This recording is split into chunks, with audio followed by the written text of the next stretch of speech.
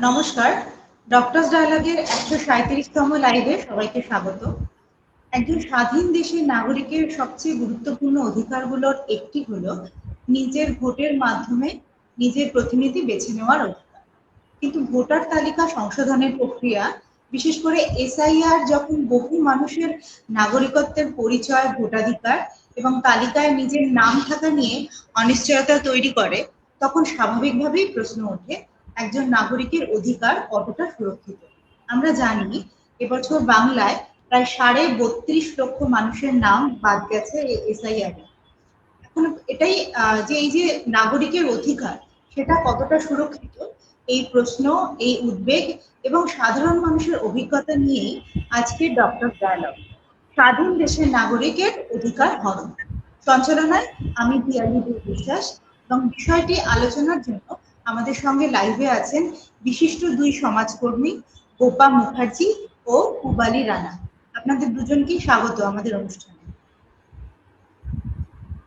আমার প্রথম প্রশ্ন আমি গোপাদির কাছে যাচ্ছি, যে এসআইআর এর নাম ডিলিট সেটা কিভাবে হলো, যদি একটু সহজভাবে আমাদের বুঝিয়ে। হ্যাঁ, খুব সহজ কথায় বলতে গেলে এসআইআর এ 3টি পর্যায়ে নাম ডিলিটেড হয়েছে। প্রথম যখন 16ই ডিসেম্বর একটা খসড়া তালিকা বার করেছিল ইলেকশন কমিশন, তখন 58 লক্ষ মানুষের নাম বাদ গিয়েছিল। সেই মানুষরা হলেন যারা মৃত এবং স্থানান্তরিত। মূলত এর মধ্যে কোনো ছোটখাটো একটা দুটো ভুল থাকতে পারে, কিন্তু সেটা খুব বড় ব্যাপার নয়। মূল জিনিসটা ছিল যারা মৃত, স্থানান্তরিত, তাদের বাদ দিয়ে যারা ভোটার তাদের একটা খসড়া তালিকা বার করা হলো। এই পর্যায় পর্যন্ত 28শে ফেব্রুয়ারি চূড়ান্ত তালিকা বেরোচ্ছে। এই খসড়া তালিকা থেকে চূড়ান্ত তালিকার মধ্যে 5.5 লাখ নাম ডিলিটেড হয়ে গেল। এটার কোনো কারণ দেখানো হলো না। কি কারণে যে এদেরকে বাদ দেওয়া হলো এর কোনো নির্দিষ্ট কারণ দেখানো হয়নি, এরা জাস্ট ডিলিটেড হয়ে গেল। আর তারপরে যেটা হলো, এই খসড়া তালিকা 5.5 লাখ নাম তো ডিলিটেড হয়ে গেল, যারা থাকলো তাদের মধ্যে 60 লাখকে আন্ডার অ্যাডজুডিকেশন স্ট্যাটাসে রাখা হলো। এই ব্যাপারটা কিরকম, যে খসড়া তালিকায় বেরোনোর পর থেকে ইলেকশন কমিশন লজিক্যাল ডিসক্রিপেন্সি বলে একটা কথা চালু করলো, যার ফলে নানা রকম মিসম্যাচ ইত্যাদি কিছু দেখিয়ে সেই নামগুলো নিয়ে নানা রকম ধোঁয়াশা তৈরি হচ্ছে। ফলে তাদের স্ট্যাটাস কি হবে এই নিয়ে রাজ্য সরকারের সঙ্গে তাদের যুদ্ধ বাঁধলো। লজিক্যাল ডিসক্রিপেন্সি কিন্তু প্রথম এই রাজ্যে নয়, এর আগে গুজরাটেও হয়েছে, বিহারেও হয়েছে, কিন্তু সেখানে এরকম একটা যুদ্ধের পরিস্থিতি তৈরি হয়নি। ছোটখাটো মিসম্যাচ সেগুলো পরে আবার ঠিক করে দেওয়া গেছে, বিপুল পরিমাণ নাম বাদ গেছে, আবার বিপুল পরিমাণ নাম ঢুকেছে। কিন্তু ওয়েস্ট বেঙ্গলের ক্ষেত্রে সেটা হলো না। যুদ্ধটা এমন পর্যায়ে গেল যেখানে কোর্ট এসে ইন্টারভিন করলো, এবং এই চূড়ান্ত তালিকা যখন বেরোলো 28শে ফেব্রুয়ারি, তখন দেখা গেল 60 লাখ মানুষের নাম, প্রায় 60 লাখ মানুষের নাম আন্ডার অ্যাডজুডিকেশন তালিকায় চলে আছে, যাদের ভাগ্য নির্ভর করছে কোর্টের উপর। কোর্ট দেখবে, তাদের পেপারস চেক করে দেখবে যে তারা ডিলিটেড হবে নাকি ভোটার তালিকায় আসবে।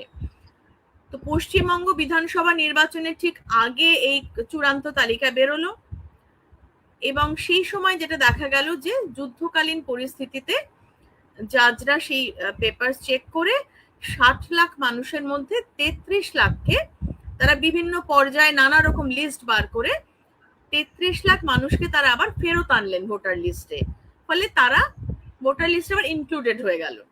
কিন্তু ওই যে 27 লাখ মানুষ, তারা আন্ডার অ্যাডজুডিকেশন থেকে বিচারকরা বললেন যে এদেরকে ঢোকানো যাচ্ছে না, ফলে তারা আন্ডার অ্যাডজুডিকেশন লিস্ট থেকে ডিলিটেড হয়ে গেল। এই ফলে এটা হচ্ছে তৃতীয় পর্যায়ে। এই 3টে পর্যায়ে, প্রথমে 58 লাখ মানুষ ডিলিটেড হলেন, সেটা নিয়ে বিতর্ক ছিল না। পরবর্তী পর্যায়ে 5.5 লাখ যারা ভোটার ছিলেন সেই ভোটাররা ডিলিটেড হলেন কোনো কারণ ছাড়া। আন্ডার অ্যাডজুডিকেশন লিস্ট থেকে আবার বিচারকরা 27 লাখকে ডিলিট করলেন। এইভাবে একটা বিপুল পরিমাণ মানুষ এসআইআর থেকে ডিলিটেড হয়ে গেলেন যারা ভোটার ছিলেন। প্রায় 33 লাখ মানুষ ডিলিটেড হয়ে গেলেন।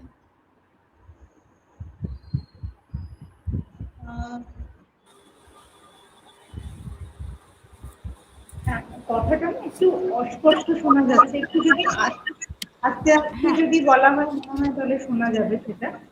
আমার পরের প্রশ্ন তোমাকেই, আবার আমি তোমার কাছেই ফিরছি, যে এই যে যাদের নামটা ডিলিট হয়েছে সেটা তাদের নাম আবার কি করে আসবে, কি করে আবার নাম তোলা যাবে কি করে? হ্যাঁ হ্যাঁ হ্যাঁ, এটা বলার প্রসঙ্গে আমি আগের প্রশ্নটা আরেকবার একটু বলে নেওয়া যেতে পারে, যে নাম তোলার প্রশ্নটা আসছে, আমি যে বলেছিলাম 3টে পর্যায়ে নাম ডিলিটেড হয়েছে, ওই 58 লাখ মানুষের নাম ডিলিটেড হয়েছিল প্রথম পর্যায়ে, তারা তো মৃত এবং স্থানান্তরিত, ফলে সেখানে আর নাম যোগ করার প্রশ্ন আসছে না। যারা ভোটার, যারা ডিলিটেড হয়েছেন তাদেরই তো নাম ঢোকার প্রশ্ন আসবে। ফলে পরে যে দুটো পর্যায় হলো, যে যখন চূড়ান্ত তালিকা বেরোনোর পরে আমরা দেখলাম যে 5.5 লাখ মানুষের নাম কারণ ছাড়া ডিলিটেড হয়ে গেছে। সেই যে ডিলিটেড হলেন যে সমস্ত মানুষেরা, তাদেরকে বলা হলো যে আপনারা আবার ফর্ম 6 ভর্তি করে, ফর্ম 6 ফিল ইন করে আপনারা আবার নতুন করে ভোটার হিসেবে অ্যাপ্লাই করুন। যারা ভোটার ছিলেন তারা বিনা কারণে ডিলিটেড হয়ে গেছেন, তারা আবার করে ওই ফর্ম 6 ভরে নতুন ভোটার হতে গেলে যে ফর্মটা ফিল আপ করতে হয় সেই ফর্ম ফিল আপ করে তারা আবার ইনক্লুডেড হতে পারবেন। এরকম হয়েছেন, বেশ কিছু মানুষ হয়েছেন এবং হয়ে চলেছেন। তাতে আবার রিসেন্টলি নানা রকম ক্লজ জুড়ে অনেক জটিলতা তৈরি হয়েছে, কিন্তু কিছু মানুষ এখানে হয়েছেন, আবার নতুন করে ফেরত এসছেন। আর তৃতীয় পর্যায়ে যে ডিলিশনটা হয়েছিল সেটা হচ্ছে আন্ডার অ্যাডজুডিকেশন স্ট্যাটাস থেকে, যেটা রাজ্য সরকার এবং ইলেকশন কমিশন তারা যুদ্ধ করেছিল পরস্পর, ইলেকশন কমিশনের লজিক্যাল ডিসক্রিপেন্সি ক্যাটেগরিতে মানুষকে বাদ দেওয়ার ব্যাপার নিয়ে। সেই যে ক্যাটেগরিটা, সেটা তো রাজ্য সরকার এবং ইলেকশন কমিশন তারা এমনই যুদ্ধ করলো যেখানে কোর্ট এসে ইন্টারভিন করলো এবং কোর্ট নিজের হাতে নিয়ে 60 লক্ষ মানুষকে আন্ডার অ্যাডজুডিকেশন লিস্ট বার করেছিল চূড়ান্ত তালিকায়। সেই 60 লক্ষ মানুষের মধ্যে বিচারকরা 33 লাখ মানুষকে ঢুকিয়েছিলেন লিস্টে, 27 লাখ মানুষকে ডিলিট করে দিয়েছিলেন। আন্ডার অ্যাডজুডিকেশন স্ট্যাটাস থেকে যে মানুষটা ডিলিট হলেন, এই যে 27 লাখ মানুষ, তারা কোথায় যাবেন? তাদেরকে বলা হলো যে আপনারা ট্রাইব্যুনালে অ্যাপিল করবেন। ফলে 20 মার্চ, 28 ফেব্রুয়ারি এই চূড়ান্ত তালিকা প্রকাশিত হয়েছিল, আর 20 মার্চ, 20th মার্চ ট্রাইব্যুনাল তৈরি হলো, যে ট্রাইব্যুনালে দায়িত্বপ্রাপ্ত বিচারপতিরা থাকলেন। 19টা জেলার জন্য 19টা ট্রাইব্যুনাল তৈরি হলো এবং সেটার জোকাতে এটার ট্রাইব্যুনাল অফিস হলো, সেখানেই 19টা জেলার বিচারপতিরা কাজ করবেন বলে বলা হলো। তো সেখানে ট্রাইব্যুনালে অ্যাপিল করার জন্য বলা হয়েছে। যারা ডিলিটেড ভোটার ওই 27 লাখ, তারা ট্রাইব্যুনালে অ্যাপিল করে, এগুলো সবই বলা কথা, মানে কি হয়েছে সেটা পরের কথা, কিন্তু বলা হয়েছিল যে ট্রাইব্যুনালে তারা অ্যাপিল করবেন এবং অ্যাপিল করলে তাদের ভোটার তালিকায় নাম আবার ফেরত আসবে। প্রক্রিয়াটা এরকম, এটা শোনা গেছে।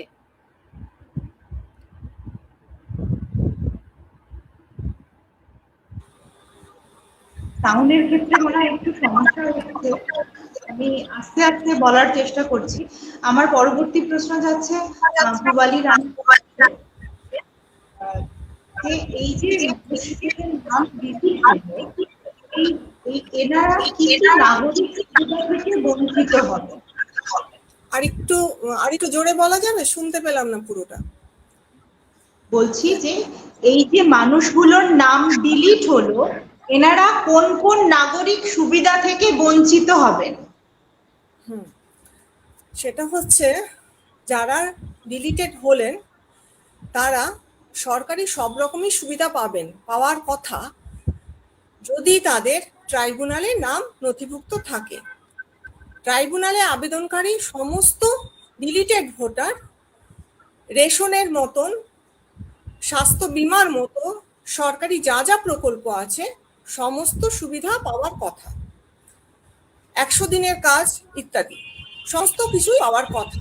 কিন্তু একটা অসুবিধার জায়গা হচ্ছে, যখন এসআইআর এর সময়, এসআইআর এর পর্যায়ে যখন নাগরিকত্ব প্রমাণ হিসেবে আমাদেরকে 11টি ডকুমেন্ট দেখাতে বলেছিল, সেই 11টি ডকুমেন্টের মধ্যে যদি আবার এই যে ট্রাইব্যুনাল অবস্থায় যারা আবেদনকারী, নাগরিকত্ব ডিলিটেড ভোটার এবং ট্রাইব্যুনাল অবস্থায়, তারা যদি আবার মানে নতুন করে সেই নথির কি কোনো একটা আবেদন করতে চান, তাহলে সেক্ষেত্রে তারা অসুবিধায় পড়তে পারে। আদারওয়াইজ অন্য যেগুলো, যেমন রেশন একটু আগেই যেটা বললাম, সমস্ত সরকারি প্রকল্প তাদের পাওয়ার কথা, সেক্ষেত্রে কোনো অসুবিধা হওয়ার কথা নয়।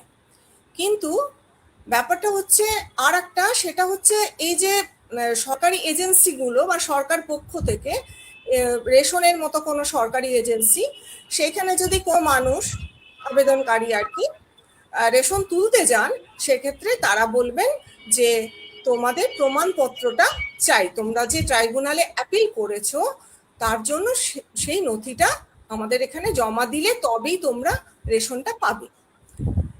তো সেক্ষেত্রে সেটাই হচ্ছে, তারা নথি জমা দিচ্ছেন এবং তারা রেশন পাচ্ছেন। ঠিক আছে, এমতো অবস্থায় কিছু কিছু জায়গায় দেখা যাচ্ছে, কিছু কিছু অঞ্চলে, যেমন উত্তর 24 পরগনার বিভিন্ন এলাকায় দেখা যাচ্ছে রেশন কার্ডটা এখন ব্লক আসছে। তারা ট্রাইব্যুনালে আবেদন করার সত্ত্বেও তাদের রেশন কার্ড ব্লক আসছে। তখন তারা যখন বলছে অসুবিধার মধ্যে পড়ছে, আমাদের রেশন কেন আমরা পাচ্ছি না, সেক্ষেত্রে তখন রেশন ডিলার বলছে এক্ষেত্রে আমাদের করার কিচ্ছু নেই, কারণ যা করছে ওপর থেকে করছে। এই যে ওপর থেকে কোনো সরকারি আধিকারিক বা ওপরওয়ালা যদি কোনোভাবে এই সরকারি সুবিধাগুলো বন্ধ করে দেয়, তখন মানুষ খুব অসুবিধার মধ্যে পড়ে যান। সেই সমস্যার সমাধান তখন তারা করতে পারেন না।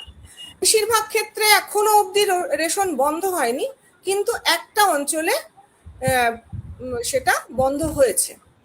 তো এই যে এটা হচ্ছে সব সুবিধা পাওয়ার কথা, অথচ সরকার যদি দূরভিসন্ধিমূলকভাবে মানুষের নাগরিকত্ব হরণ করার উদ্দেশ্যে এই রকম ব্যবস্থাগুলো করে, তাহলে মানুষ ভীষণ বিপদে পড়ে যাচ্ছে। এটা আমরা বিভিন্ন অভিজ্ঞতা থেকে দেখতে পাচ্ছি। ফলে এটা একটা খুব আশঙ্কার কথা, যে শেষতি কি এই উদ্দেশ্যেই মানে মানুষের নাম ডিলিট করা হচ্ছে, বা ট্রাইব্যুনালে আবেদন করা হয়নি এইরকম কিছু অপপ্রচার করা হচ্ছে, সেটা আমরা পরে আসবো। এই বিষয়টা নিয়ে আরো বোধহয় আলোচনা হবে, তখন সেই বিষয়টা নিয়ে আসবো। আপাতত এটাই হচ্ছে ফ্যাক্ট যেটা ঘটছে।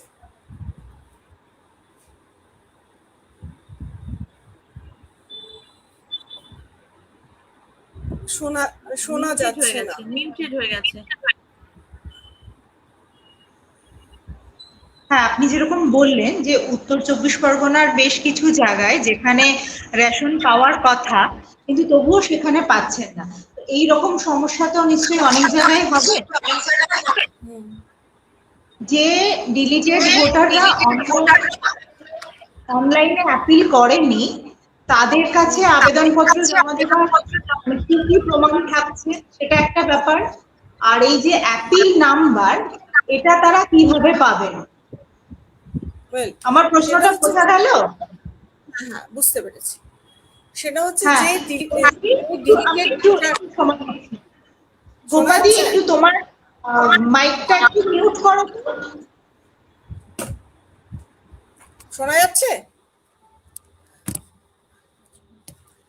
হ্যাঁ, যে ডিলিটেড ভোটাররা অনলাইনে আবেদন করেছেন তাদের কাছে আবেদন মানে অফলাইনে যারা আবেদন করছেন, তাই তো তাদের কথা বলছেন। তো অধিকাংশ ডিলিটেড ভোটার, আমাদের তথ্য অনুযায়ী, অভিজ্ঞতা অনুযায়ী অধিকাংশ ডিলিটেড ভোটার অনলাইনে আবেদন করেছেন, মাত্র 1% অফলাইনে আবেদন করেছেন।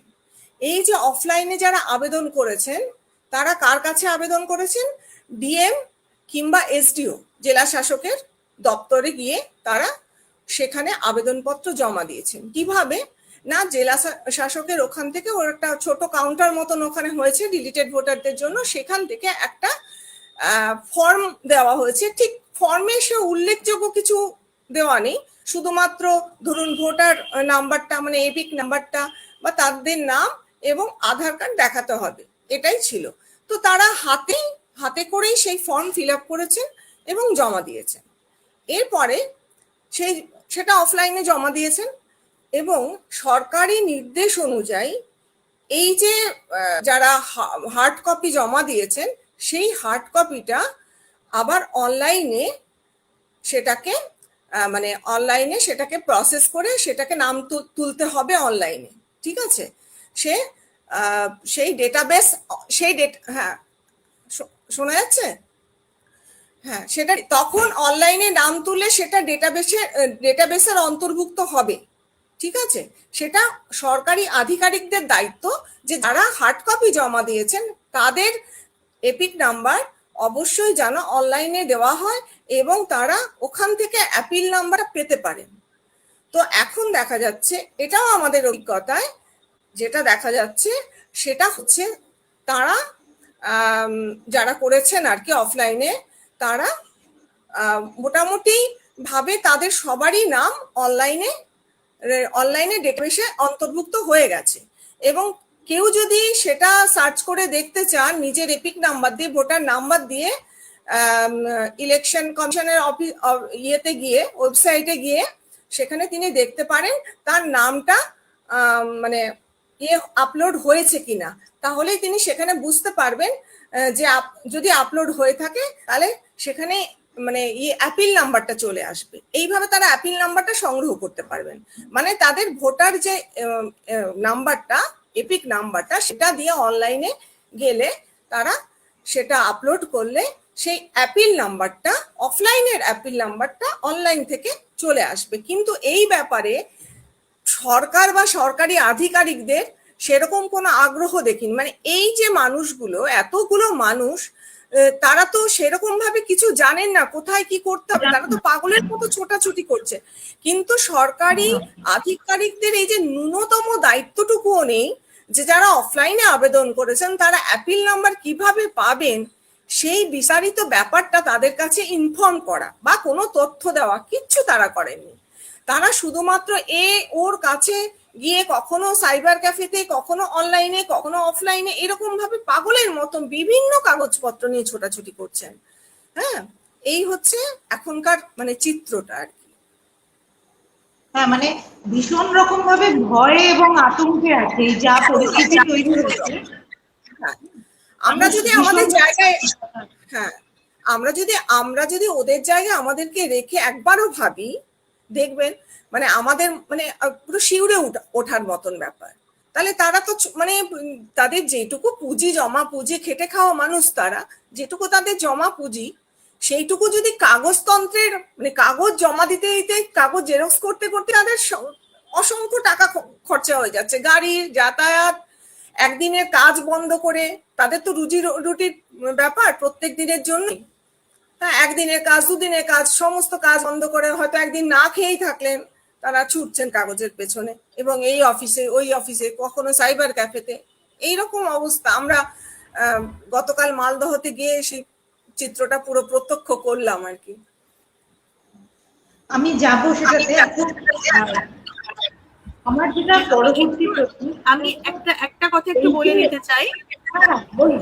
হ্যাঁ, আমি পুবালির কথার প্রসঙ্গে একটু বলতে চাইছি যে এই যে অফলাইনে যে অ্যাপ্লিকেশন, তার কি করে তার কাছে তার রিসিপ্টটা থাকবে বা অ্যাপিল নাম্বার কি করে পাবে, এই প্রসঙ্গেই পুবালি বলছিল। সেটা আমি আরেকটু অ্যাড করতে চাইছি ওর সঙ্গে, যে ধরুন যারা অফলাইনে অ্যাপিল করেছে তাদের নিশ্চয়ই অনলাইনে অসুবিধা হচ্ছিল বলেই তো তারা অনলাইনে অ্যাপিল করতে পারেনি, তারা গিয়ে হার্ড কপি জমা দিয়েছে।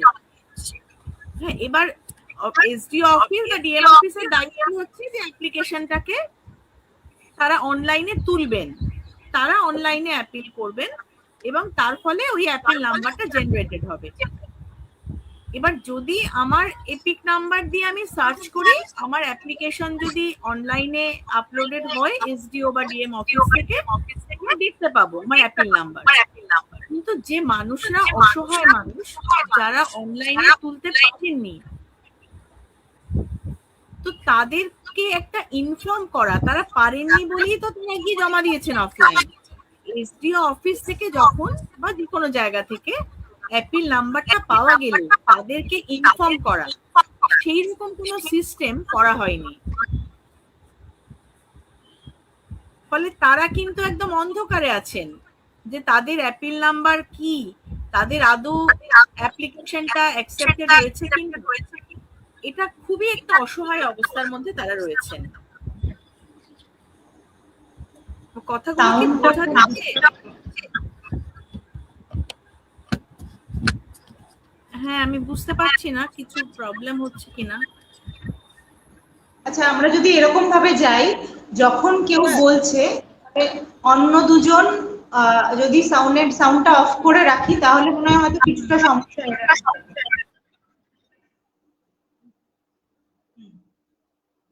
আচ্ছা, আমার পরের যে প্রশ্নটা সেটা পুবালিদির কাছে, যে এই যে মোট কতজন অ্যাপিল করেছেন সেই তথ্য কি রাজ্য সরকারের কাছে আছে? তাহলে বাস্তবে কিন্তু যে মানুষ ট্রাইব্যুনালে অ্যাপিল করেছেন অনলাইনে, বিশেষ করে অনলাইনে, সেই তথ্য রাজ্য সরকারের কাছে যেতেই পারে না, অসম্ভব কথা। কেন যেতে পারে না? কারণ এটা সম্পূর্ণ তো নির্বাচন কমিশনের হাতে ছিল, সেই নির্বাচন কমিশনের মধ্য দিয়ে সেটা এখন ট্রাইব্যুনালে কোর্টের হাতে গেছে। তাহলে পুরো ব্যাপারটা কোর্ট নির্ধারিত। তো সেক্ষেত্রে কোর্ট নির্ধারিত ব্যাপার, সেটা কিভাবে রাজ্য সরকার জানতে পারে? হ্যাঁ, একটা বিষয় রাজ্য সরকার জানতে পারে, এই যে যারা অফলাইনে আবেদন করেছেন, খুব কম সংখ্যক মানুষ, ওই যে বললাম 1% মতন, তারা যে জেলা শাসকের কাছে আবেদন করেছেন বা ডিএম এর কাছে আবেদন করেছেন, কিংবা এই যে রেশন ডিলার যারা রেশন নিচ্ছেন এবং তার পরিবর্তে তাদের নাগরিকত্ব, যে ট্রাইব্যুনালের যে নথি দেখাতে হচ্ছে, সেই নথি সেইটা সরকারের কাছে যেতে পারে, যেহেতু সেগুলো হার্ড কপি। বোঝাতে পারলাম? মানে যেহেতু জেলা শাসকের কাছে হার্ড কপি আছে, ডিএম এর অফিসে গিয়ে যারা জমা দেয় তাদের কাছে আছে, এবং রেশন ডিলারের কাছে আছে, সেই নথি প্রমাণ হিসেবে সেই নথিগুলো একমাত্র সরকারের কাছে আসতে পারে। কিন্তু সাধারণভাবে অনলাইনে যারা আবেদন করেছেন, এবং অধিকাংশ মানুষ অনলাইনে আবেদন করেছেন, 99% মানুষ অনলাইনে আবেদন করেছেন, সেই নথি কোনোভাবেই সরকারের কাছে যেতে পারে না। যদি এটা সরকার বলেন যে 27 লক্ষ মানুষের মধ্যে 7 লক্ষ মানুষ মাত্র আবেদন করেছেন এবং 20 লক্ষ আবেদন করেননি, এটা সর্বৈব মিথ্যে কথা। তার মানে সরকারের এর পেছনে কোনো উদ্দেশ্য আছে, সেই উদ্দেশ্যটা একেবারেই ভালো উদ্দেশ্য নয়, এটাই বলতে পারি।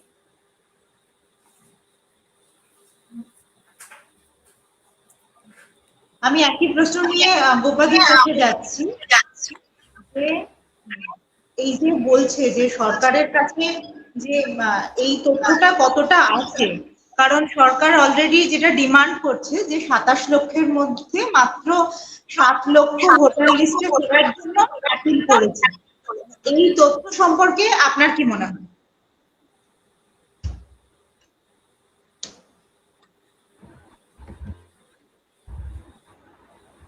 হ্যাঁ, পুবালি যেটা একটু আগে বললেন যে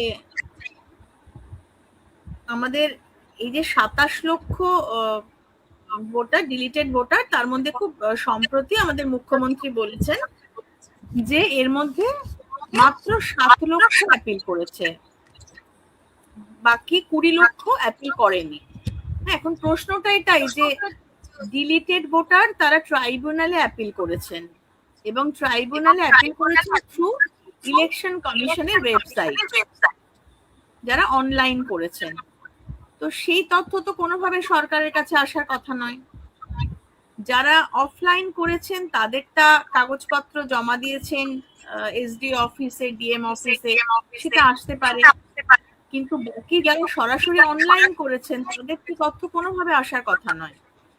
তারপরেও বলছেন মুখ্যমন্ত্রী এই কথাটা, এটার পিছনে নিশ্চয়ই কোনো কারণ আছে। আমাদের ভাবতে হবে যে এর আগে মুখ্যমন্ত্রী এবং এই দল তারা বারবার করে বলেছেন যে লক্ষ লক্ষ রোহিঙ্গা, লক্ষ লক্ষ অনুপ্রবেশকারী, যেগুলো তারা প্রমাণ করতে পারেনি। হ্যাঁ, এখন মরিয়া হয়ে প্রমাণ করার চেষ্টা এবং নানা রকমের কথা বলে দিয়ে মানুষকে আতঙ্কে ফেলে দেওয়ার চেষ্টা। কারণ ধরুন এই যে অফলাইনে অ্যাপ্লিকেশন হয়েছে, আমরা তো সবার পক্ষে জানা সম্ভব নয়। পুবালিদি যে মাইকটা একটু অফ করো দেখি। হ্যাঁ, এবার শোনা যাচ্ছে? হ্যাঁ, এবার অফলাইনে যে অ্যাপ্লিকেশন জমা পড়েছে তাতে অ্যাপিল নাম্বার সরাসরি জানানোর কোনো রাস্তা তৈরি করা হয়নি, ফলে প্রত্যেকটি মানুষ আতঙ্কে ভুগছেন যে আমার কাগজগুলো কি ঠিকঠাক মতো আছে, আমার কাগজগুলো কি নষ্ট করে ফেলা হয়েছে বা হারিয়ে ফেলা হয়েছে, এই আতঙ্ক কাজ করছে। মানে আমার মনে হয় যে, বা আমাদের অনেকেরই মনে হয়, মুখ্যমন্ত্রী এই যে কথাগুলো বলছেন তার পিছনে মূল কারণ হচ্ছে আতঙ্ক সৃষ্টি করা, এবং যে কথা তারা দাবি করেছিলেন সেই দাবিটা কোনোভাবেই যৌক্তিকভাবে প্রমাণ করা যাচ্ছে না বলে এরকম হঠাৎ হঠাৎ কিছু অবিশ্বাস্য কথা বলে দেওয়া। মানে এটার তো কোথাও কোনো ইলেকশন কমিশন কোনো তথ্য দিচ্ছে না প্রত্যেক দিন যে কত অ্যাপ্লিকেশন জমা পড়ছে, ফলে কোনো সরাসরি জানবার উপায় নেই যে কত অ্যাপ্লিকেশন জমা পড়েছে। আমরা সম্প্রতি যেটা জেনেছি, জুলাই মাসের শেষের দিকে, সম্ভবত 23শে জুলাই, সুপ্রিম কোর্টে যিনি লয়ার তিনি বলেছেন যে, গোপাল নারায়ণন, তিনি বলেছেন যে 34 লক্ষ নাকি অ্যাপিল করা হয়েছে। এবার 34 লক্ষের হিসেবটা খুব স্পষ্ট নয়, যে 33 লক্ষ ডিলিটেড মানুষ থাকলে তাহলে 34 লক্ষ অ্যাপিল কিসের জন্য জমা পড়লো সেটা খুব স্পষ্ট নয়। অনেকে বলছেন যে এরকম হতে পারে যে ইলেকশন কমিশন, এরকম শোনাও যাচ্ছে যে ইলেকশন কমিশন কিছু কিছু যারা এসছেন আন্ডার অ্যাডজুডিকেশন স্ট্যাটাস থেকে যারা লিস্টে চলে এসছেন তাদের বিরুদ্ধে ইলেকশন কমিশনই আবার অ্যাপিল করেছে। তো এই যে তারা তাদের ভোটার লিস্টে আসার ব্যাপারে তারা সংশয় প্রকাশ করেছেন। তো এরকম নানা কিছু শোনা যাচ্ছে, কিন্তু 34 লক্ষ অ্যাপিল জমা পড়েছে এটা আমরা শুনেছি। হ্যাঁ, তিনি এই গোপাল নারায়ণন বলেছেন যে 34 লক্ষ অ্যাপিল জমা পড়েছে, যার মধ্যে কিনা মাত্র 34,000 সেগুলো প্রসেসড হয়েছে ট্রাইব্যুনালে। 38,000, মানে 34 লক্ষের মধ্যে 38,000 প্রসেসড হয়েছে। এবার যদি 34 লক্ষ অ্যাপিল করে, মুখ্যমন্ত্রী বলছেন যে 7 লক্ষ অ্যাপিল করেছে না, এর জন্য ভোটার লিস্টে ঢোকার জন্য 7 লক্ষ অ্যাপিল করেছে, তাহলে বাকি সংখ্যাগুলো কি, মানে তারা কি করেছে? এগুলো একেবারেই মানে কোনোভাবেই কিছু প্রমাণ করা যাচ্ছে না এবং কোনোটার কোনো যৌক্তিক ব্যাখ্যা পাওয়া যাচ্ছে না। এটাই মনে হচ্ছে যে এই এসআইআর পুরো প্রক্রিয়া এবং সরকার, এদের একটা উদ্দেশ্য হচ্ছে যে কোনো রকম যুক্তি ছাড়াই কিছু কথা বলে দেওয়া, কিছু কাজ করে ফেলা, যাতে একটা অদ্ভুত সন্ত্রাস তৈরি হয়। কারণ ভোটার লিস্ট থেকে যারা আগে ভোটার ছিলেন তারা এখন আর ভোটার নেই, তাদের আগের ভোটার কার্ডটা গ্রাহ্যই করা হচ্ছে না। এটাই তো একটা সন্ত্রাস সৃষ্টি করার জন্য যথেষ্ট। এবং সেখানে মুখ্যমন্ত্রী কোনো রকম কারণ ছাড়া, কোনো রকম তথ্য প্রমাণ ছাড়া তিনি বলে দিচ্ছেন, তথ্য সূত্র দেখাচ্ছেন না কিন্তু কোথাও, তিনি বলে দিচ্ছেন যে 7 লক্ষ অ্যাপিল করেছে। এটা খুব অদ্ভুত একটা পরিস্থিতি, এবং যেখানে এই সরকারের যেটা পুবালিও বলছিলেন বারবার, যে দুরভিসন্ধি, সেটাকে বারবার করে প্রমাণ করছে, এটাই আমাদের মনে হচ্ছে।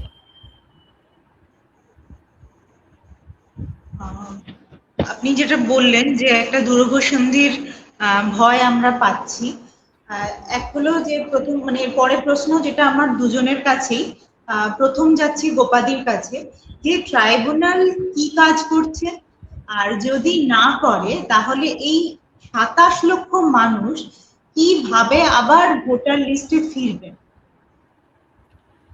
ট্রাইব্যুনালের যে গতিটা আমি বললাম একটু আগেই, যে 34 লক্ষ অ্যাপিলের মধ্যে এতদিনে 38,000 অ্যাপিল তারা বিচার করতে পেরেছেন। তো এইটা যদি গতি হয়, স্বাভাবিক গতি, তাহলে 30-40 বছরেও কিছু করতে পারা যাবে বলে মনে হয় না। আর এখন যেহেতু ভোট হয়ে গেছে, তখন মানুষের সেই উন্মাদনাটাও কম। মানুষ বলতে যাদের নাম কাটা গেছে তাদের তো উন্মাদনা থাকবেই, কিন্তু যাদের নাম কাটা যায়নি এবং রাজনৈতিক দল যাদের সামনে এক্ষুনি নির্বাচন নেই, তো এই ক্ষেত্রে তো ওই উৎসাহটা, উদ্যোগটা অনেকটা কমে যাবারই কথা, সেটাই হয়েছে। তো তার ফলে ট্রাইব্যুনাল আদৌ এখন আর কাজ করছে কিনা সেটা আমরা বুঝতেই পারছি না। উত্তর এবং দক্ষিণ 24 পরগনার দায়িত্বে যে দুজন বিচারপতি ছিলেন তারা পদত্যাগ করেছেন, ফলে ওই দুটো জেলার কাজ একেবারেই বন্ধ। বাকি জেলাগুলো আদৌ কাজ হচ্ছে কিনা কেউ জানে না, কারণ ওখানে কেউ ঢুকতে পারে না। ওই যে ট্রাইব্যুনাল তৈরি হয়েছে জোকাতে, একটা দুর্গের মতো তৈরি করা হয়েছে, ওখানে কেউ নিজের স্ট্যাটাস জানতে চাইলে জানতে পারবে না। তো এরকম একটা পরিস্থিতিতে অনির্দিষ্টকালের জন্য মানুষ বসে থাকবেন যে তাদের কবে ভোটার লিস্টে নাম উঠবে, আদৌ উঠবে কিনা, মানে আসার সম্ভাবনা তো নেই। প্রায় 30-40 বছর ধরে মানুষ ভোটার লিস্টে নাম তোলার জন্য বসে থাকবেন, অনেকে বেঁচেও থাকবেন না। আর এই যে নাগরিক সুবিধাগুলো এখনো সরকারিভাবে বলা হচ্ছে যে ট্রাইব্যুনালে অ্যাপিল করলে প্রমাণপত্র জমা দিলে পাবে, কিন্তু এটা আদৌ কি পাবে? কারণ আমরা বুঝতে পারছি যে অনেক জায়গাতেই হুমকি চলে আসছে, পুবালি যেগুলো বলছিলেন যে বহু জায়গাতে বলতে শুরু করছে আর দেয়া হবে না, নাম হঠাৎ করে ব্লকড হয়ে যাচ্ছে। হ্যাঁ, মানুষের ছেলে মেয়ের নাম তুলতে পারবে না, যদি মা বাবার নাম ভোটার লিস্টে না থাকে, ডিলিটেড হয়, ছেলে মেয়ের নাম উঠবে না, ছেলে মেয়ে ভোটার হতে পারবে না, এরকম নানাবিধ অসুবিধা। তো সেই জন্য যেটা করতে হবে বলে আমাদের অনেকেরই মনে হচ্ছে যে এখন শুধু ওই ট্রাইব্যুনাল কাগজ জমা কবে হবে, কবে করবেন বিচারপতিরা, সরকার, এই ভরসায় যদি আমরা হাত পা গুটিয়ে বসে থাকি তাহলে কিছুই হবে না। কারণ আমরা একদম বন্ধ দেওয়ালের সামনে এসে দাঁড়িয়েছি। মানে এখন একটা জোরে ধাক্কা না দিলে এই পাথরটা নড়বে না। সেটার জন্য আমাদের একটা জোরদার ধাক্কা দেওয়ার দরকার। যারা ডিলিটেড ভোটার, তাদের এটা তো কোনো বেআইনি চাওয়া নয়, তারা খুব আইনি ভাবে চাইতে পারেন সবাই মিলে সমবেত ভাবে যে আমাদের ভোটাধিকারটা ফিরিয়ে দিতে হবে। হ্যাঁ, এই সমবেত ভাবে যদি তারা একটা আন্দোলনের পথে আসেন তাহলে একমাত্র আমার মনে হয় যে আইনকে নড়ানো যেতে পারে, কোনো একটা জোরদার রাস্তার আন্দোলন নড়াতে পারে। এই উদ্দেশ্যে আমরা সংগ্রামী গণমঞ্চের পক্ষ থেকে কিছু পরিকল্পনা করেছি, যে পরিকল্পনাগুলো আমার মনে হয় যে পুবালি একটু বললে ভালো হয়। যে আমরা ভাবছি যে কিছু ডিলিটেড ভোটার, মানে রাজ্যের বিভিন্ন প্রান্তে যে সমস্ত ডিলিটেড ভোটাররা আছেন তাদের সম্মিলিত করে আমরা ভাবছি যে কিছু কর্মসূচি নেওয়ার দরকার। এটা না হলে আমাদের এই তাদের ভোটার লিস্টে নাম ঢোকার ব্যাপারটা ক্রমশই দূরবর্তী হয়ে যাবে। যদি এই ব্যাপারে পুবালি কিছু বলো তো ভালো হয়। একদমই। ব্যাপারটা আমাকে বলছিল যে মালদায় যাওয়ার অভিজ্ঞতাটা নিয়ে বলছিল, সেই একই অভিজ্ঞতার মানে আমি বলবো যে একটুখানি শেয়ার করতে এখানে, যে ওখানে আপনারা কি দেখলেন। আর তার পাশাপাশি এই প্রশ্নটা যে ট্রাইব্যুনাল কি কাজ করছে, আর যদি না করে তাহলে এই 27 লক্ষ মানুষ কিভাবে তারা ভোটার লিস্টে ফিরবেন। শুধু মালদা নয়, বিভিন্ন জায়গায় বিভিন্ন গ্রামে গিয়ে আমরা দেখেছি একই চিত্র, শুধু মালদার সংখ্যাটা অনেক বেশি। মানে সত্যি কথা বলতে মুসলমান অধ্যুষিত যে এলাকাগুলো, সেখানে প্রচুর প্রচুর মানুষ ডিলিটেড। মানে ভাবা যায় একটা বিধানসভা অঞ্চলে সাতটা ইয়ে মিলে, গ্রাম মিলে মোটে 7 লক্ষ মানুষ, 4,000 মানুষ ডিলিটেড, কোথাও 2,000 ডিলিটেড, কোথাও 452 জন ডিলিটেড, 700 মধ্যে 452 জনই ডিলিটেড। হ্যাঁ, এবং আমাদের জমায়েতে যারা যারা এই যে প্রস্তুতি সভা চলছে আমাদের চারদিকে, প্রত্যেকটা এলাকা জুড়ে, পশ্চিমবঙ্গের নানা রাজ্য জুড়ে যে প্রস্তুতি সভাগুলো চলছে, তাদের মধ্যে যে যারা ডিলিটেড আছেন তারা প্রত্যেকেই মুসলমান সম্প্রদায়ের, সংখ্যালঘু সম্প্রদায়ের মানুষ। এটা তো আমরা এটা বুঝতে পেরে গেছি। কিন্তু ব্যাপারটা হচ্ছে যে তাদের নামগুলো আমরা যখন দেখছি চেক করে নির্বাচন কমিশনের ওয়েবসাইটে গিয়ে, প্রত্যেকের নাম পেন্ডিং অবস্থায় আছে, তারপরে তারা আর কোনো খবর পাচ্ছেন না। এই যে 27 লক্ষ মানুষ ট্রাইব্যুনালে যারা আবেদন করেছিলেন, তাদের তো বিহালার জোকায় যে ট্রাইব্যুনাল বসে, সারা রাজ্যের ট্রাইব্যুনাল হচ্ছে জোকাতে বসেছে, সারা রাজ্যের। হ্যাঁ, তো ফলে কি হয়েছে, ওই জোকায় তো আমরা গোপাত একটু আগেই বললো কিভাবে ট্রাইব্যুনাল চলছে। হ্যাঁ, একদিনে হয়তো 5-7টা কেসও হয় না। সুতরাং এত ধীর গতিতে, বা এখন তো আবার বন্ধই আছে, মানে কি উপায়ে হচ্ছে, কতজন মানুষের মামলার নিষ্পত্তি হয়েছে, কোনো খবর আমরা পেতে পাচ্ছি না। শুধু যাদের হয়তো উকিল অ্যাডভোকেট নেওয়ার ক্ষমতা আছে তারা হয়তো গিয়ে অ্যাডভোকেটকে দিয়ে সেটা ভেতরে ঢোকার চেষ্টা করছে, কারণ তিনি ঢুকতে পারবেন না। মানে একটা হচ্ছে একটা দুর্ভেদ্য দুর্গের মতন, হ্যাঁ, পুলিশ র্যাব সবকিছু মিলিয়ে একটা দুর্ভেদ্য দুর্গের মতো। সেখানে ঢোকার পারমিশন কারও নেই। অ্যাডভোকেটদেরও ঢুকতে গেলে অনেক রকম প্রক্রিয়ার মাধ্যমে তাদেরকে ঢুকতে হচ্ছে। ফলে এইরকম একটা অবস্থায় আমরা কিছু জানতে পারছি না সেখানে কি হচ্ছে, আদৌ কিছু হচ্ছে কিনা। আমরা কিছুদিন আগেই নির্বাচন কমিশনের অফিসে গেছিলাম ডেপুটেশন দিতে, তখন নির্বাচন কমিশন বললেন এই ব্যাপারটা তাদের নাকি একেবারেই অন্ধকারে। এই 27 লক্ষ মানুষের যে ভবিষ্যৎ সেটা তাদের এখতিয়ারভুক্তই নয়, পুরোটাই কোর্টের এখতিয়ারভুক্ত। তারা কিছুই জানেন না ওদের সম্পর্কে। শুধুমাত্র 5.5 লক্ষ মানুষ তাদের 6 নম্বর ফর্মের মাধ্যমে তারা আবার নতুন করে আবেদন করতে পারেন, এটাই শুধু নির্বাচন কমিশনের আন্ডারে আছে, এটুকুই আমরা জানতে পারলাম। মানে বিষয়টা হচ্ছে রাষ্ট্র যখন নাগরিকের ওপর যুদ্ধ ঘোষণা করে তখন সেটা যে কি মারাত্মক অবস্থায় পরিণত হয় সেটা তো কল্পনাতীত। হ্যাঁ, তো এই ট্রাইব্যুনালে আবেদনকারী মানুষরা সেই কাগজতন্ত্রের ফাঁদে এমনভাবে আষ্টেপৃষ্টে জড়িয়ে পড়েছেন যে তাদের অসহায়ত্ব আমরা লক্ষ্য করেছি। বিশেষ করে মালদাতে গিয়ে প্রচুর মানুষ, হ্যাঁ, তাদের অসহায়ত্ব আমরা লক্ষ্য করেছি। তারা বলছেন আমরা কি করব, কোথায় যাব। তো সেই একটাই পথ, তারা এখন সমস্ত দেওয়াল ভেঙে বেরিয়ে আসতে চাইছেন যে আমাদের ঘরে বসে থাকলে তো আরো নতুন নতুন সমস্যার সৃষ্টি করবে এই সরকার, কারণ এই সরকার তো মানুষের সরকার নয়। ফলে আমরা একটা পথ বেছে নিয়েছি, সেটা হচ্ছে আন্দোলনের পথ, এবং পাশাপাশি আইনের লড়াইটাও আমরা করব। তো তার ফলে আমরা যেটা করেছি, আমরা তো এই প্রস্তুতি সভাগুলো করেই যাচ্ছি, এবং সমস্ত মানুষকে নিয়ে যারা ডিলিটেড ভোটার এবং তাদের পরিবারের মানুষ যারা, মানে একজন ডিলিটেড ভোটার মানে সেই পরিবারের প্রত্যেকেই সাফার করবেন, বোঝাই যাচ্ছে। মানে আমি ডিলিটেড ভোটার, আমার সন্তান তো 18 বছর বয়স হলে সে তো ভোটাধিকার পাবে না। মানে সবকিছু মিলিয়ে জমি জায়গা ইত্যাদি, ঘর বাড়ি সমস্ত কিছুই আস্তে আস্তে সেগুলোও ঢুকে যাবে। তো এই যে বেনাগরিক করার চক্রান্ত, সেটাকে আমাদের রুখে দিতেই হবে, না হলে আর উপায় নেই। ফলে আমরা একটা সম্মিলিত প্রচেষ্টার মধ্য দিয়ে আমরা রামলীলা ময়দানে 12:30টার সময় আগামী 2রা সেপ্টেম্বর জমায়েত হবে, আমাদের একটা বিশাল জমায়েত হবে। সেখান থেকে মিছিল করে যাওয়া হবে হাইকোর্টে। আমরা কজন মিলে যাব হচ্ছে প্রধান বিচারপতির কাছে ডেপুটেশন দিতে।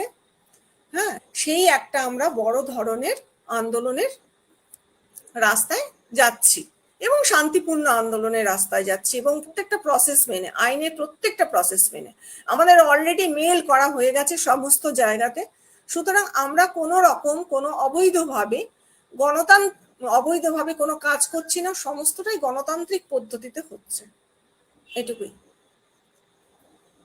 একদমই। আমরা অনুষ্ঠানের শেষের দিকে চলে এসেছি। যেরকম পুবালিদি বললেন যে রাষ্ট্র যখন নাগরিকের বিরুদ্ধে যুদ্ধ ঘোষণা করে তখন নাগরিকেরও যে পথটা বেছে দেয় সেটা হলো এক আইনি লড়াই আর একটা হলো আন্দোলনের পথ।